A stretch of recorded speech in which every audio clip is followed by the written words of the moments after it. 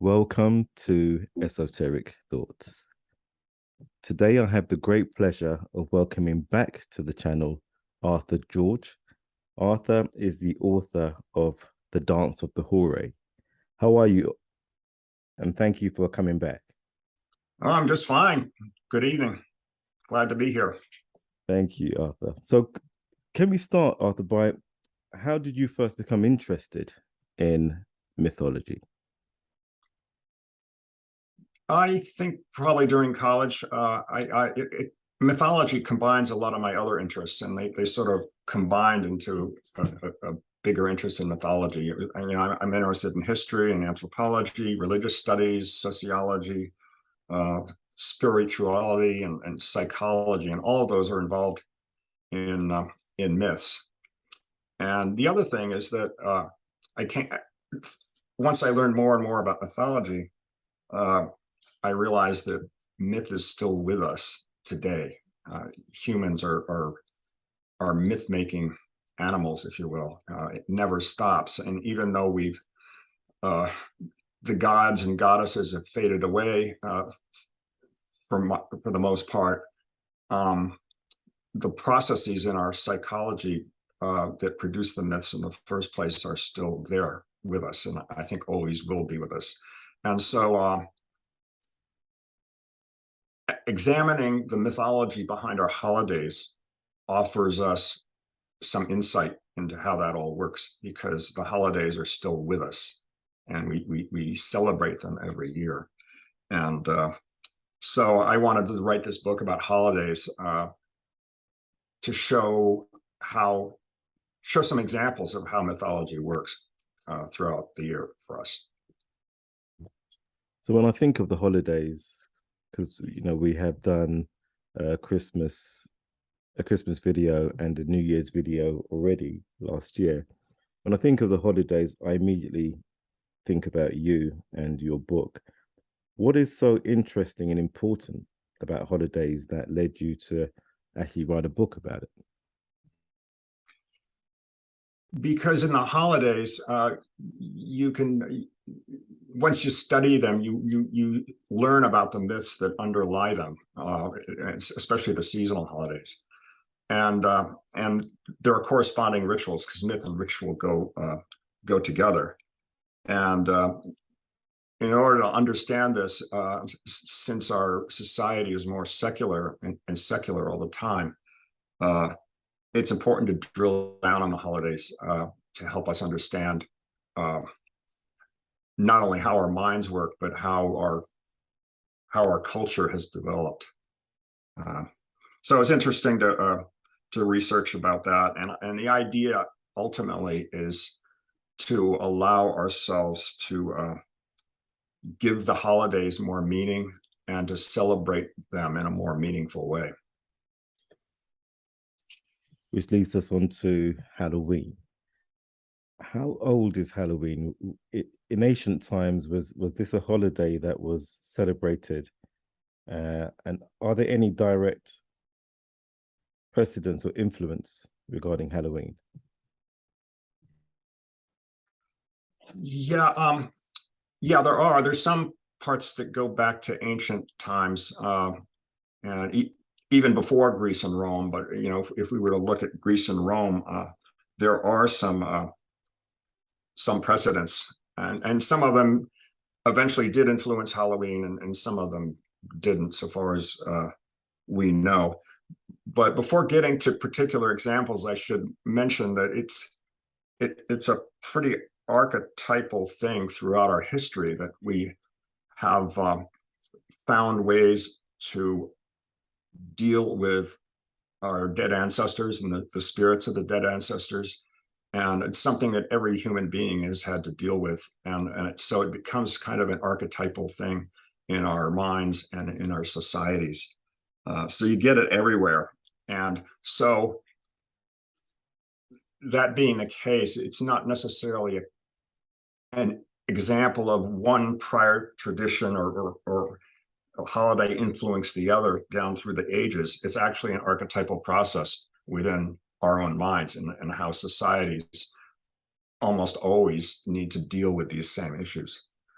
So like the Mexican Day of the Dead is one example, which I didn't really cover in my book because it's a highly politicized holiday these days, where some people favor the indigenous traditions and some favor the European Catholic traditions, and each party wants to emphasize the influence of their own traditions. And but so that's highly debated, but I think it's probably it's some tradition, combination of those traditions. So there's some Aztec elements that came in at some point, even if it's only not only recently. And then, of course, the Catholic traditions from All Saints' Day and All Souls' Day, which I can get to later. So that's one example. If you go back to ancient Greece, the main one was in Athens. It's called Anthesteria, and it was around March 1st, our March 1st, which was at the beginning of the spring. And at that time, people thought that the spirits of the dead were rising up. And whenever that happens at some point in the year, these spirits need to be placated so that they don't cause any trouble. So the god that went between humans and the underworld was Hermes, and he was a messenger god. And so if you made offerings to Hermes, he would intervene on your behalf with these evil spirits of the underworld to keep them from doing any harm. And this idea of the messenger god intervening on behalf of people, we see pop up later in Catholicism with the All Saints' Day, where we're asking saints to intervene with the ancestral souls, the souls. So at the end of that, there's all these offerings, and then at the end, the spirits, which are called carries, were summarily dismissed, and and then everything was okay for the next year.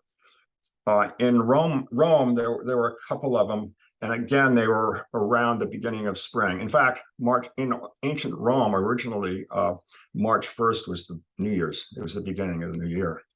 So in preparation for that, there was a festival called the Parentalia, which was at the late February.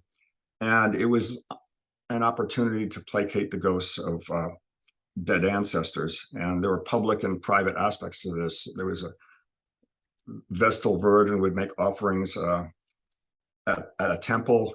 And then there were some processions of the dead where you'd go to the graves of your ancestors. And there was even a witch that cooked up a brew, which was meant to shut the mouths of the spirits, because if they couldn't talk, they couldn't do any harm. And then there was a private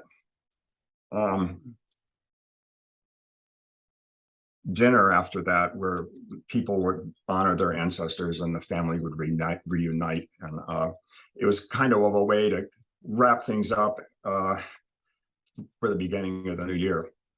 And then there was another one called the Lemuria, which was at the beginning of March. We don't know much about the public aspects of that. But again, it was about placating the spirits. What would happen is the head of the household would stand up in the living room in the middle of the night barefoot and throw beans over his shoulder.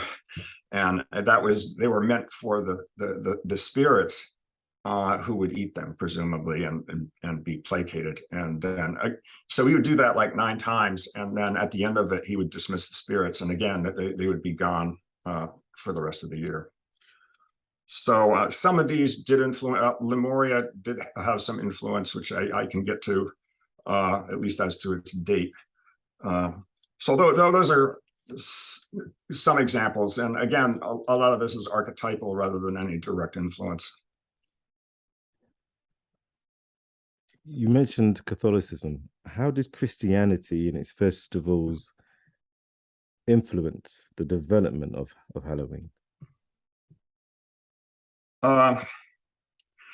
This developed during the Middle Ages, and beginning in the Dark Ages, actually, because Christians started celebrating the anniversaries of the deaths of their martyrs, because their deaths were really considered their birthdays, because that's when they became holy and would have eternal life and go to heaven and so forth. That's why people didn't celebrate birthdays in general at first. Anyway, you got so many saints over time that you couldn't handle them. You couldn't celebrate them individually on each of their death days. So eventually the church combined all this into one holiday, where you do it once a year for all of the saints at the same time. And originally, this was done on May 13th, which was actually the last day of the Roman Lemuria festival. It actually stretched over time, and actually the date of Lemuria changed over time too. Anyway, All Saints Day eventually supplanted that's similar Roman holiday that I described earlier.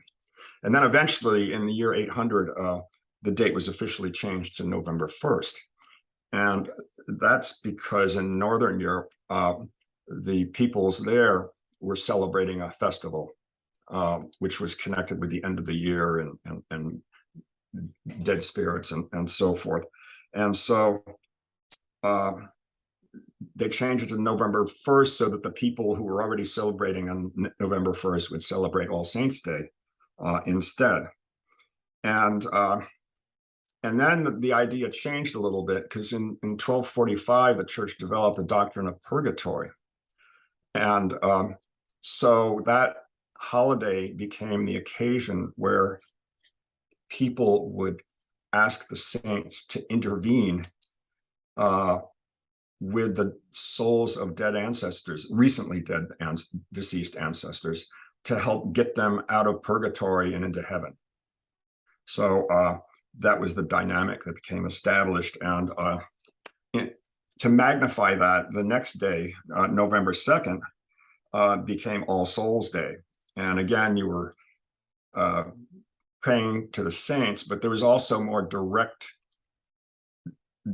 addressing to the souls themselves, because the idea had crept in that these souls, if they're not happy, could do some bad things. And so they had to be placated as well. So you get this dual dynamic of this placation together with this purgatory thing, where you're praying to the saints.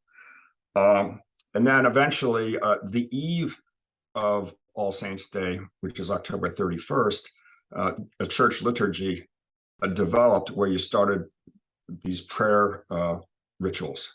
So the whole thing developed into a 3-day affair called All Hallowtide. And hallow means both sacred and saints, and ween means day. So the name developed into Halloween. The trouble is in Northern Europe, because this was a Catholic holidays, right, before the Reformation, and but the Protestants didn't believe in all this. They thought venerating saints was like paganism. All right, it's not monotheism anymore. And also, the Protestants believed in predestination of souls. Okay, so when you're born, your destination was already determined. So it didn't make any sense to be praying through these saints to intervene, because it wouldn't do any good. So, but people still needed a holiday on or about November 1st. So the elimination, it was kind of ironic that the elimination of the Catholic All Hallowtide gave an opportunity for people reviving all these old pagan beliefs concerning the dead spirits and the rituals and so forth. And so that's when we really started getting Halloween as we know it developed. So I call it Samhain, and I know you're going to correct me on the correct pronunciation, but what is the Irish Celtic Samhain holiday about? Yeah, it's pronounced a little differently depending on whether you're in Wales or Ireland or Scotland, but it's usually like Samhain with a long O, or just Samhain with a shorter O. Again, November 1st, it was considered the transition between summer and winter. They basically, in the Celtic tradition, there were two seasons, summer and winter. And November 1st was the transition day, and it was actually considered New Year's. It was the beginning of the new year. And whenever you get this transition between the seasons like this, it's a kind of liminal time where the powers and the spirits of what the Celts called the other world were especially active, and they were accessible to people. And so actually most of the mythical events in the Irish Celtic world took place on Samhain Eve, which is on or about our October 31st. So, for example, some of the gods would have sacred marriage rituals at that time. And a lot of the Irish heroes were thought to be born at that time. And these powers and beings could be good or bad. So it was important to have rituals to maximize the good and ward off the evil. And so in all societies, and this is an archetypal aspect of this again, New Year's was always an opportunity to get a fresh start for the next year. So there were a lot of purification rituals to support this process, so that individuals and society would be prepared for the next year. And so in short, to summarize it, and here I'll quote from the book. I can get it right. Yes. Samhain was an opportunity to utilize the occasion of the passage from the old year to the new in order to achieve the regeneration of individuals, their kings, and society through interaction with the powers and beings of the other world. And I can get into the details of that as much as you wish. So what makes Samhain a liminal time of the year? Yeah, it's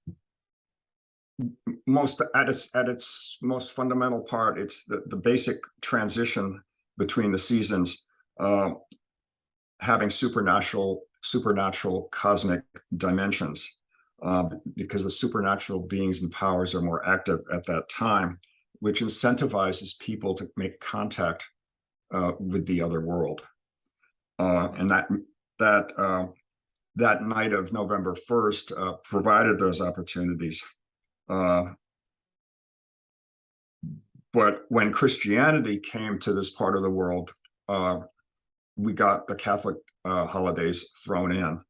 And so it was an opportunity to help dead souls too. And so all these myths and practices and conceptions of the cosmos work themselves into myths and rituals. And Samhain, I call it Samhain. Samhain was a prime example of this. You've touched on the myths. Can you talk to us about some of the myths that underlie this holiday? Yeah, well, the basic concept that underlie the holiday and a lot of the myths, Celtic myths in general, were that the cosmos was divided into the ordinary world on the surface of the earth, and what they called the other world, which was everything else, but they thought of it principally in terms of the world or dimension just under the surface of the earth. And there were thought to be portals between these two worlds, mainly, especially in these mounds, earthen mounds that you find everywhere, also lakes and other places. And on Samhain night, these portals were thought to be open. And so that makes this date a kind of magical time when ordinary time is transformed into mythical or sacred time where extraordinary events can occur. So, for example, the Irish hero Mac Oak was thought to have been both conceived and born on that night. So time just went, 9 months went like that. Okay, and then but on the generally though in the other world, time is slowed down more, so that the inhabitants of that world hardly grow old. They stay pretty much the same. And these inhabitants of the other world were called the Tua de Danann, which means the people of Danu, because they were thought to be descended from the goddess Danu, who I named my cat after, by the way. Anyway, according to the myth, when the Celts arrived in Ireland, they defeated this indigenous people, okay, the Tua, and a treaty was reached between them whereby the Celts were allowed to live in the ordinary world on the surface of the earth, and the Tua lived beneath its surface. And then during this part of the year, the two realms could connect. And the Tua were actually not evil spirits at the time. That's not what they thought. They were pretty much like ordinary humans. They looked and acted like ordinary humans. And this demonization of these spirits came later with Christianity. So anyway, a lot of myths and legends were thought to take place on Samhain. For example, a lot of the tribal leaders would undergo a kind of reinitiation on Samhain night to renew their powers and provide benefits through the rest of the year for their peoples. Did all of the rituals from Samhain carry over into Halloween? Yeah. First, I'll need to say a little bit about what those rituals were. It was a national event where the leaders of all the tribes would gather this once a year, and they would settle their affairs before the new year, like treaties, settling of debts, and so forth. There was a communal bonfire, which had supernatural qualities and was a sort of fire is always an agent of purification. So that's what was happening here. And then they would have a feast, which was typically pork cooked in a cauldron. And the reason is that in the myths, the pigs lived in the other world. So they were eaten by gods and heroes, and the pigs were magical. So even though they were eaten at this feast, they would be alive the next morning. So you could keep eating them. So the pork was considered an agent of rejuvenation, okay, which was important. And the cauldron, likewise, it was a mechanism of transformation. And in some of the myths, some people were brought back to life in the cauldron. And then, of course, there was intoxication through drink, which was mead, because that was thought to put you in touch with the divine. The occasion was good for divination because supernatural powers were out and about, and you could find out what was going to happen to you. And then, of course, there were the rituals where people would recite poetry or reenact the myths that they had. But as you can see, mostly it was not about dead ancestors. It was actually meant to help the living. And it was later, after Protestantism came, and Catholicism for that matter, that we got this demonization of the dead spirits. So in Halloween, to answer your question, some of these things didn't survive. These pre-Christian traditions didn't survive, like the tribal meetings. There wasn't really an idea of purification anymore for the living. Communal bonfires took a while to die out. Now, a lot of it was transferred to individual settings in their homes, where people would have the fire in their fireplace and maybe practice divination there. But some things did survive. The entire notion of having contact with the other world and its beings on this occasion is there, except now, as I mentioned, they were demonized. And so you get ghosts and zombies and other ornery characters. And this reflected the influence of the church. And then you got these practices of guising or souling, where the people would go around town and it's kind of like a trick or treat thing, which it evolved into actually. And it included pranks. And let's see. And then now we have new customs that are totally unrelated. I mean, we've got Halloween parties and Halloween parades and Halloween films and music videos like Michael Jackson's Thriller, which all replace the old performances of the myths. And of course, the holidays become commercialized. So that's totally new as well. So you've touched on both the pagan and the Christian roots of Samhain, but how did these, from a Christian and pagan perspective, combine into the Halloween holidays as we know it today? Yeah, the pre-Christian Samhain rituals sort of faded away gradually under the influence of the church. The spirits became demonized, and which the church basically did. But you still had to placate the spirits, okay? And so people found a way to do that. And in Catholic areas, under the influence of Christianity, the ritual would be homeowners would bake soul cakes, some kind of cake, and then on the evening of October 31st, people would go door to door, home to home, mainly kids, youths, and they would ask for these cakes, and it was a transaction. Because this was like All Saints Eve, right? And so the people who were baking the cakes would give them the cakes in exchange for those recipients praying for the souls of the dead to get them out of purgatory. So that whole process was called souling, S-O-U-L-I-N-G. And then in the Protestant areas, there was a similar process at work, and it was called guising. And it was a little more closely related to the pagan traditions, because what these people did is, again, they were mostly youngsters.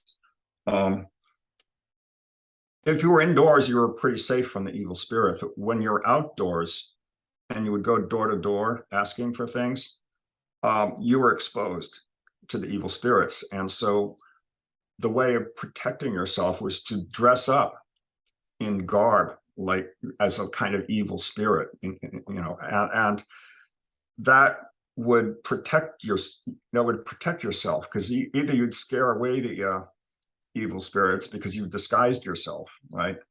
Or it would be an identification with the spirits, which is a kind of sympathetic magic, where you're fighting something with the same thing, so you neutralize it. And so people would go around and again ask for things like money, food, or whatever, even contributions to the communal bonfire, firewood. And if they didn't, if the homeowners didn't produce this stuff, if they were stingy or didn't provide anything at all, then the geysers would play pranks on them. And some of these pranks were really serious. I mean, they would take gates off of fences or walls. And there was one case where they put a wagon on top of the roof of a barn. So it really got pretty serious. So that's kind of, you can see how the trick-or-treating tradition was starting to develop here. And so the concept of trick-or-treating that we see now, with effectively a transaction of kids asking for sweets, is that all part of what you discussed about at the time, kids giving cakes. How did it transition to sweets? Uh, well, actually, some of the cakes were kind of sweet to begin with. So it's not that big of a transition. But I guess one point I would emphasize is this is again, a kind of archetypal tradition of placating the spirits of the dead with food and other offerings that goes back to ancient times, as we saw in ancient Greece and Rome, and the All Souls Day tradition, Samhain a little bit as it developed after Christianity before it was totally eliminated. But the tradition became more secularized, and a lot of it, the pranks remained. And at least when I was growing up in a fairly rural area, we would play all kinds of pranks. It was really that was as much fun as getting candy. And it was all secularized. We didn't care about dead spirits. I mean, we were just throwing eggs and tomatoes or whatever. So it's a combination of souling, guising, and pranks which developed into the trick-or-treating nowadays, but which is all part of an archetypal process. Which leads me on to what's the origin and the meaning of the jack-o'-lanterns? Yeah, well, today jack-o'-lanterns are pumpkins with carvings in them, and with a candle inside, and so the light can come through. But originally, they weren't pumpkins because pumpkins are native to North America, not Europe. And so instead, what people did is they carved out turnips. They hollowed them out and carved these images into turnips, which in Protestant areas were thought to be these evil spirits, you know, and in Catholic areas, these were thought to represent the souls of the people in purgatory. Okay, so we have this dual tradition again. And the fire in both cases was a kind of neutralizing or cleansing agent. So the fire would help the souls, or it would neutralize the evil spirits. And so the people would put these turnips in their home windows to keep the evil spirits from entering the house. Okay, and then the geysers, which I mentioned before, these youths that would rove around the town, they started carrying these turnips with the lamp and a candle that were in them, and that too would help protect them from the evil spirits that were roving around outside. But the name Jack comes from a legend. It's called the legend of Stingy Jack, which I can recount if you give me a minute here, because it's pretty funny. Jack was not a very good guy. He was pretty mean and led a bad life, and he was stingy too. But he went into the pub one night, and the devil was there. And since Jack was stingy, he asked the devil to buy him his drink. And the devil agreed by turning himself into a coin, which went into Jack's pocket. And Jack did that in order to save himself, because he knew that the devil was after his soul. But he had a cross in his pocket, which neutralized the devil and imprisoned him there. And so the devil wanted to get out, and they struck a deal where the devil agreed not to go after Jack's soul for 10 years if he let him out of his pocket. So that happened, and then 10 years later, the devil came after his soul again, and they met on a country road next to an apple tree. And Jack says, okay, you got me now, but before we go to hell, I want to eat one last apple in my life. Can you please go up the tree and get an apple for me? So the devil says, okay, goes up the tree, and Jack carves a cross on the trunk of the tree, and the devil can't get down now. So the they strike another deal. And this time Jack drives a harder bargain, and he says, okay, I'll let you down so you're free again, but this time you have to promise never to come for my soul. And the devil agrees to that. But then Jack eventually dies, and he goes to the gates of St. Peter, but they won't let him into heaven because he led a bad life. So his only other option was to go to hell. And where the devil met him, and the devil said, no, you can't get in here because I promised never to take your soul. And I'm upholding my part of the bargain.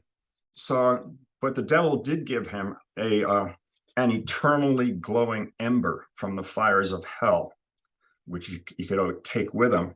So what he did is he put that ember into one of those carved out turnips. And so he used that because he was in limbo now. He was wandering for eternity between heaven and hell, between good and bad, and so forth. So he would carry this lantern to guide himself. And so since his name was Jack, the lantern was called Jack-o'-lantern. And he was called Jack of the Lantern. And so that's how we got it.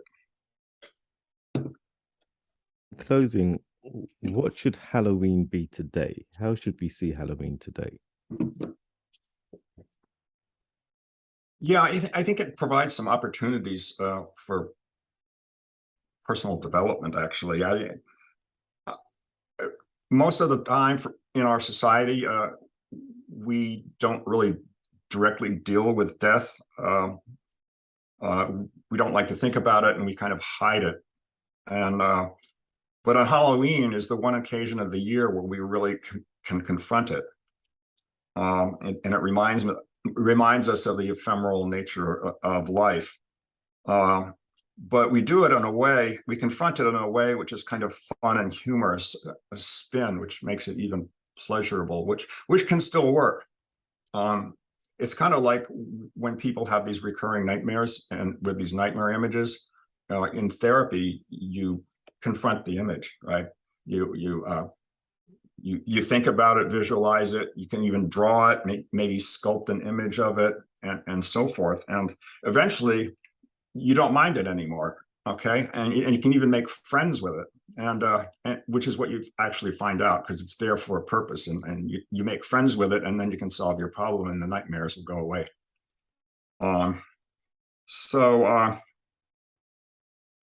Halloween is kind of like that. Once you get used to the death a little bit by touching upon it, even in this kind of funny way, it can help. Another thing is also about personal transformation, because Halloween, like carnival, gives us an opportunity to escape our everyday lives and live out like sublimated fantasies or whatever. So it's a way of getting psychological respite temporarily. And it helps bring out our authentic self, if you will. There's a quote from Oscar Wilde where he said, man is least himself when he talks in his own person. Give him a mask and he'll tell the truth. It's kind of like in vino veritas too, you know. So people can use Halloween as a kind of sacred time, as a transformative experience for personal growth. So that's kind of good. And adults can do that, okay? And then as an adjunct to that, I think it's important in bringing up kids, because through the rituals of Halloween, you can teach kids the same things that I just described. And so it's a way of getting people experiencing these things at an earlier age. Arthur George, thank you for joining us today. Thank you. Very good. Thank you. It was a pleasure. Happy Halloween.